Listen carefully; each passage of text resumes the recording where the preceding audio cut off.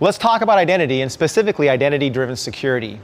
We believe identity by far is the most important and foundational aspect of your enterprise mobility strategy. And the reason we believe that is we know that more than 65% of all of the data breaches that we all read about eventually trace back to somebody's username and password being stolen or compromised. And so we've been working on how we help you identify these accounts that may have been compromised, and how we help you ensure that the users that are accessing your corporate data are who they say they are. So let's actually take a look at how this works in action. And let me show you these concepts of conditional access. So I've got an iPad here. Now the concept here is being able to define policies on what you require in order to approve access to corporate data and corporate applications. You as an IT organization need to be able to define policies that say, here's what I require in terms of device, in terms of application, and have that enforced in real time when your user makes an attempt to access the corporate resources. Let's take a look at this in the context of email. Now, the conditional access policy that I have here for this demo is that the user requires Outlook in order to get access to corporate email. So the first thing you'll notice here is as I go and attempt to access email from the Inbox email app on an iOS device, all that's in my inbox is a single email. That email says and is going to instruct your user that, hey, Outlook is required and you need to be using Outlook to access corporate email. Now, if I flip over into Outlook here, you can see all my corporate email is flowing. And one of the nice parts about this is all my corporate email now is completely separated from my personal email. That's really nice from a corporate perspective in case you need to be able to wipe the data. You can make sure that you wipe corporate data without touching the personal data. But let me show you some of the integration work that we've done here. Our vision on iOS and on Android is for Outlook to give it that same experience, that same rich experience that users have been using on Windows for decades. So the integration of calendaring, the integration of meetings, and look at how well this has been integrated. Right here in Outlook, I can go with a single touch. I click on that link, I'm automatically signed into Skype for Business. The Skype for Business meeting launches, and I get this incredible experience where all the things that I need from a business perspective to collaborate and be productive is all integrated. Outlook is the highest rated email app for iOS and for Android. Your users are going to love the fact that everything is together in one place in that Outlook app. Again, just like they've used on Windows for decades.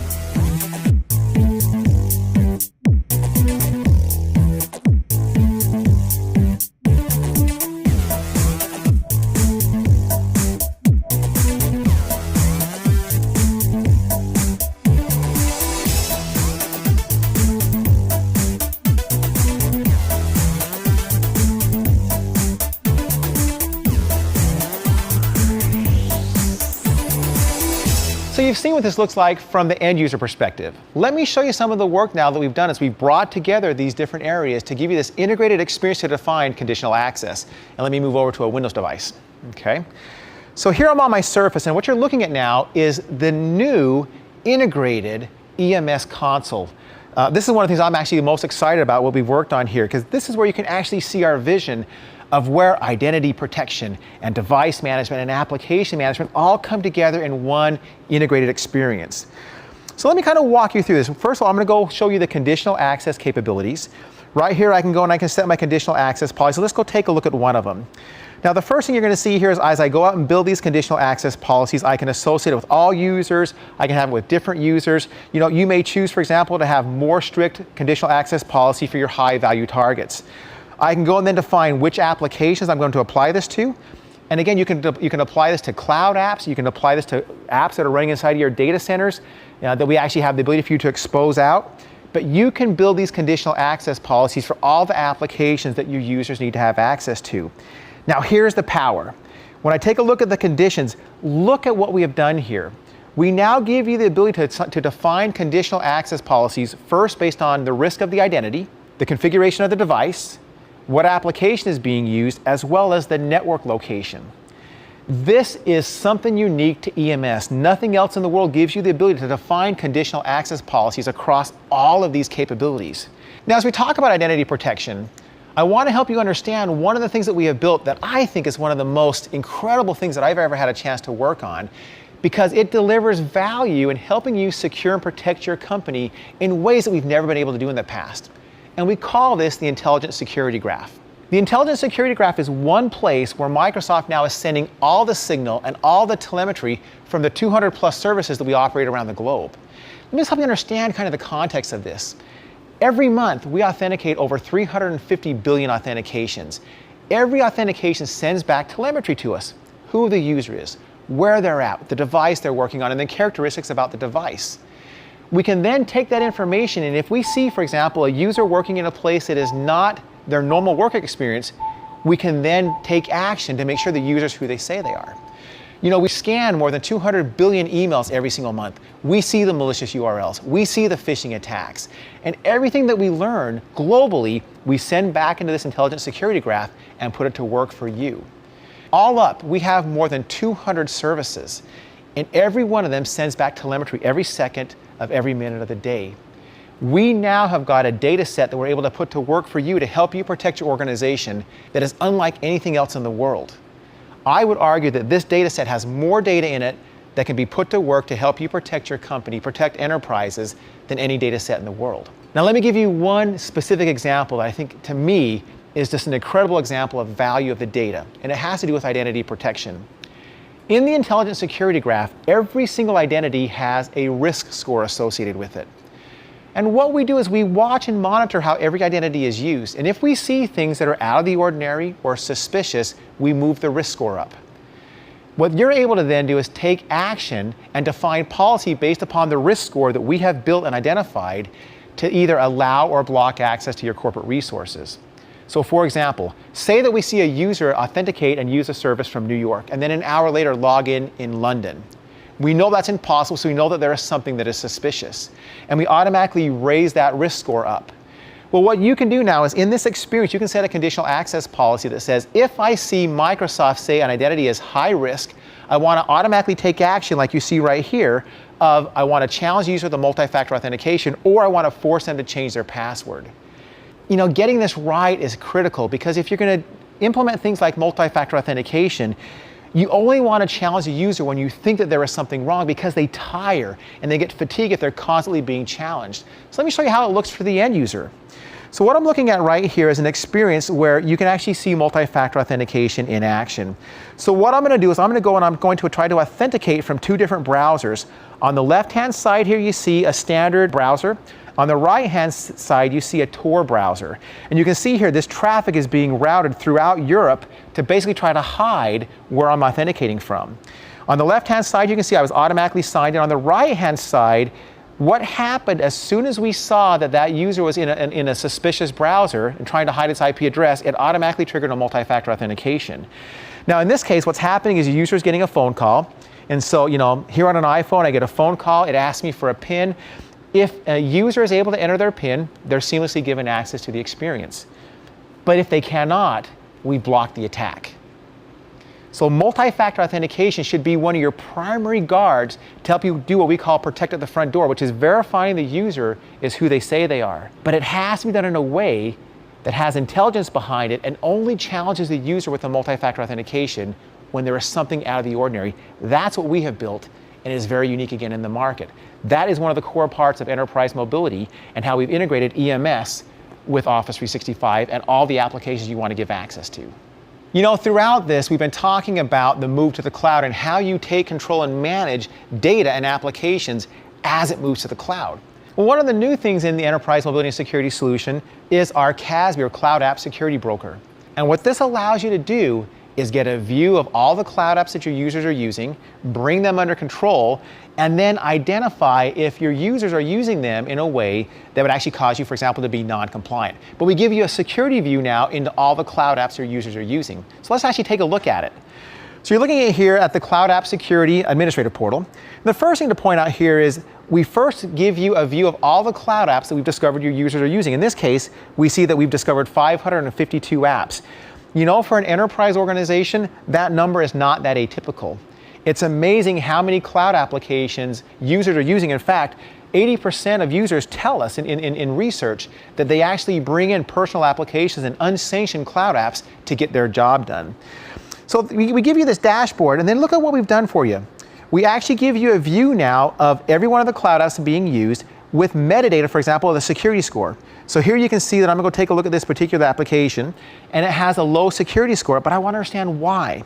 So I go take a look at this, and it actually now gives me a view of all the security controls and all the compliance or the regulatory compliance rules that it's also been certified with. And you can see here in this case, this service has very few security controls and hasn't been certified with any of the common certifications. That's why this gets a low security score. We've actually done this metadata and this mapping for more than 13,000 cloud apps. You know, it's remarkable how often I'll find an organization is trying to go out and do this on their own. Let us do it for you. Now, what's important here, it's good to get the view of all the cloud apps that are in use. But what you really want to do is investigate how those cloud apps are being used to see, for example, if any confidential data is being put up into the cloud. So we like to go to this Investigate tab, and I'm going to go do a query here, and I'm going to say I want to go take a look at all cloud apps, and I want to take a look at any files that are publicly accessible, meaning they don't require any kind of a username or password to get access to it. And what I want to point out here is we actually show you there are 2 files that we automatically identify that are confidential files that have been stored up into the cloud. And I actually want to pull to your attention, if you take a look at the far right here where it says file type, that is actually an integrated scenario with the Azure Information Protection where you could actually do queries based upon the tags or the auto classification that EMS has done. But for the first time now, I as an IT professional can actually see all of the files that I should be concerned about that my users have put up into the cloud. Okay, now that's great, but I even want to take a step further. What I want to go do now is I want to go see if any of these files that have been put up would actually cause me to be non-compliant. So I can now go take a look at the controls that I've built. And here you can see I've built a set of PCI controls, and as I go and click into this, it actually now will come back and show me all of the files that have been, again, copied up into the cloud that would cause me to be non-compliant with this policy. And I can see here that there are 3 of them. If I go take a look in any one of these files, it's going to give me information such as when the file was put up into the cloud, who put it up into the cloud. Again, you can see over on the right-hand side here that better together scenario with Azure Information and the auto classification and labeling capabilities. This is incredible because now I, as an IT professional, I can bring all the cloud apps my users are using under management. I can actually see how they're using it, and I can see if they're using it in a way that would cause me to have security concerns or to be non-compliant. Now, one other really cool capability that we've built into this, our solution, is we actually are again, using the intelligent security graph and watching for these anomalies. And you can see here that we've detected that this identity for this particular user has been used on a risky IP address. You know, a bunch of the world's garbage comes from a finite number of IP addresses. And so as we see in the intelligent security graph, threats, attacks, spam, we record the IP addresses they're coming from. And if we see any traffic coming into your organization or to the services that your users are using, and even more specifically, your identity is being used on one of those, we can flag that for you to take action on. Again, this concept of identity-driven security, bringing awareness to all of your applications. As we finalize this section, and we talk about the value of identity-driven security, you have to assume that you've been breached. You have to assume that you've been breached. You know, the attackers are getting more sophisticated, they look for places to attack, and they are relentless. And so you have to have tools like this that help you identify those places where you have an identity being used in a suspicious way and then block the attack. Again, the enterprise mobility and security solution is unique in our ability to do this. So let me help you understand a little bit more about how using the intelligent security graph, we're able to take all of the knowledge, all the learning that Microsoft has to help you understand security breaches and security risks. You know, we all get breached. In fact, we encourage you to assume breached. And when it happens, there's a couple of core questions you have to be able to answer. What is the attack? How did it get in? How did it spread? Who did it impact? And what's the risk to my organization and to my customers? Now let me walk you through some of the ways that we have now taken all of this knowledge together, put it together in the intelligent security graph to help you answer those questions. So first of all, I'm going to start in Windows Defender. And here you can see that I have one high security issue that I need to go investigate. As I click into that, I see that this is something called NeuroBlazer, and using the knowledge from Windows Defender, I can see that NeuroBlaze has actually downloaded 4 files onto some devices in my company. One of these is this file called SysDebugger. I want to go learn more about that, okay? And so I can see that this file itself has actually been called different things in different places. Now, one of the first things that we do here is we actually go, and this file gets run in what we call our detonation chamber. So what happens in the detonation chamber is the file actually executes, and we can see exactly everything that that file is doing. And look at what it's doing here. It's establishing communication with an external IP address. It's starting to install things on my device. This is a classical kind of an attack, and we're able to see exactly what this file has been doing. I can scan down here and I can see more about it. Okay, so I can take a look and see that this particular device, which is Liz Bean's PC, has been impacted by this. So I go take a look at this, I can scan down in, and I can actually see all the things that have been happening on Liz's PC, and I can see that this particular file was brought down via Outlook. Okay, so now I'm getting more information about how it came in. Now I want to go take a look inside of Office 365 to learn more about how the file came in and if it's been sent to anybody else. So right here, I automatically link into what's called Office Advanced Threat Protection, and I'm able to do this because of the integration that we've done in the Intelligent Security Graph. And what I can see here immediately is this particular attack has been sent against 3 individuals. And I can see here that first of all, we saw it delivered to Liz Bean. We then saw that it was a problem. We actually blocked access to this to Yolanda and Roger. So again, you're taking a look at action that was identified at an attack in Windows Defender. We then notified Office 365, and Office 365 took action to make sure that the attack didn't spread. But I want to go learn more about it now. So again, I dive now into, in this case, I'm looking at Roger's PC, and I can take a look here what's been happening on Roger's PC. And one thing that's very strange is Liz's identity has been authenticating to Roger's PC. Well, why is that? Why would Liz's identity be authenticating on Roger's PC?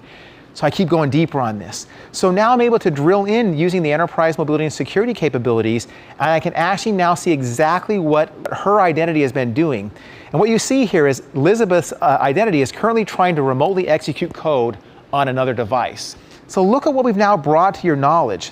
We can help you understand how an attack came in, how it spread, who potentially was impacted, but we can give you that comprehensive view because we have integrated all of the knowledge, security, and telemetry from Windows Defender, Office 365, and Enterprise Mobility and Security.